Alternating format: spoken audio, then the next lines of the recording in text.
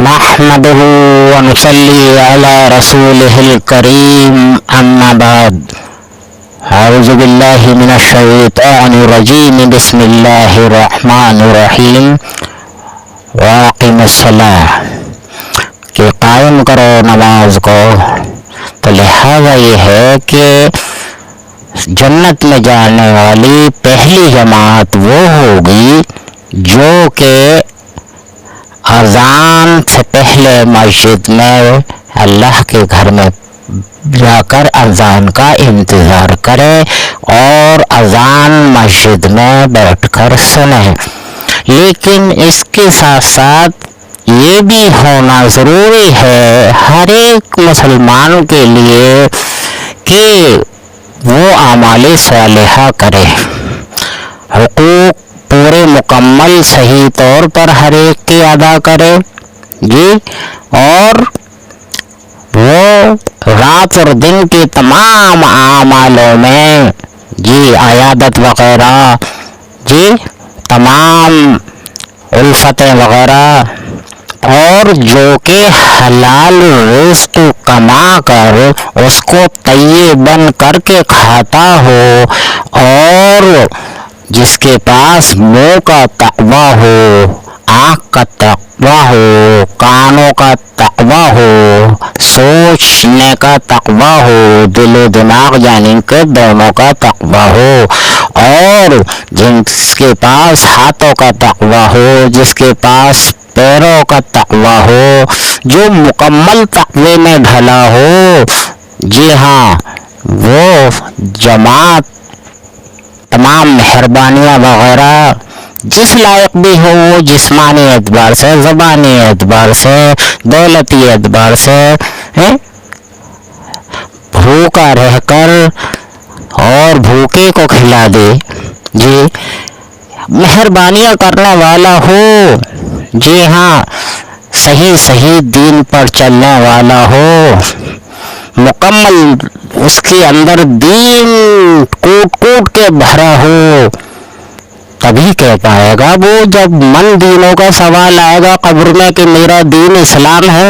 کیونکہ اس نے سلامتیاں کی ہوں گی تمام زندگی میں اپنی. تو لہذا یہ ہے کہ تمام بہتر اعمالوں کے ساتھ زندگی گزر رہی ہو اور اوپر سے نماز کے لیے یہ عمل ہو کہ اذان سے قبل وہ مسجد میں داخل ہو جائے، اللہ کے گھر میں بیٹھ کر انتظار کرے اذان کا. پہلی جماعت وہ ہوگی اور تمام اعمالوں کے ساتھ ساتھ تمام اعمالوں کے ساتھ اذان سن کر مسجد میں داخل ہونے والی دوسری جماعت ہوگی جنت میں جانے والی. اور جنت میں جانے والی تیسری جماعت وہ ہوگی جو جماعت کھڑے ہونے کے ٹائم پر حاضر ہو جاتا ہو، ان کی پوری مکمل ایک جماعت ہوگی. لیکن تمام اعمال صالحہ ضروری ہیں مکمل دین پر. جیسا کہ وہ کہتا ہے کہ مالک یوم الدین، تو آخرت کے دن کا خوف بھی ہو تاکہ ہر گناہ سے باز رہے. اور یا کا نعبد کہ ہم تیری ہی عبادت کرتے ہیں، تو یہ اس کے اندر موجود ہو کہ جو اللہ کے احکام ہیں، نبی کے طریقے ہیں، وہ مکمل طور پر اس کی زندگی میں مکمل طور پر اس میں کوئی کما پیش نہ ہو، مکمل طور پر وہ اپنی اعمالی جامے میں ہو. تو لہذا ہے یہ کہ چوتھی جماعت وہ ہوگی جس کی کہ تکبیر اولیٰ فوت ہو جاتی ہو، جو کہ امام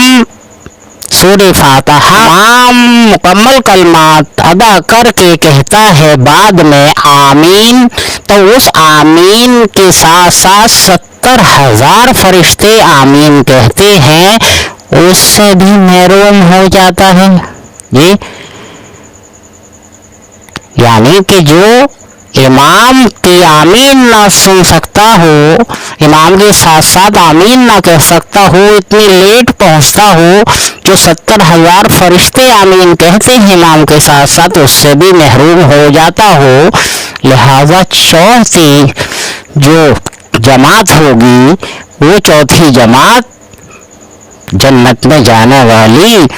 یعنی تاخیر میں آنے والے تاخیر میں جنت میں داخل ہوں گے،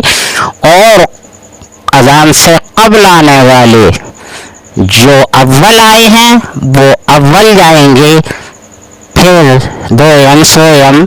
یہ سلسلہ جنت میں جانے کا جماعتوں کا بنے گا.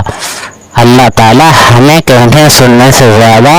اعمال کی توفیق عطا فرمائے. وآخر دعوانا الحمدللہ رب العالمین برحمتک یا ارحم الراحمین.